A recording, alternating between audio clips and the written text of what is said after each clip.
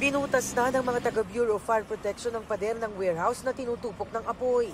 Mula sa mga binutas na pader at binasag ng mga salamin ng bintana, doon nila nakita ang nagangalit na apoy sa loob ng warehouse.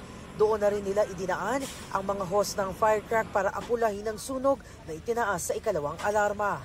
Pahirapang apulahin ang apoy sa warehouse dahil gawa ito sa purong konkretong material. Kwento sa BFP ng mga tauhan ng warehouse, sa ikalawang palapag ng gusali nila nakitang nagsimula ang sunog. Dental supplies, mga damit at gloves ang laman ng nasusunog na warehouse.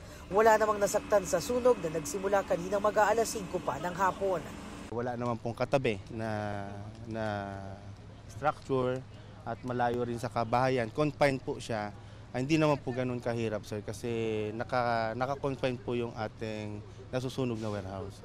At wala na pong tendency na makadamay po ng iba pong establishment. Sinisikap ng GMA Integrated Juice na kunin ang panig ng may-ari ng warehouse pero wala daw ito dito.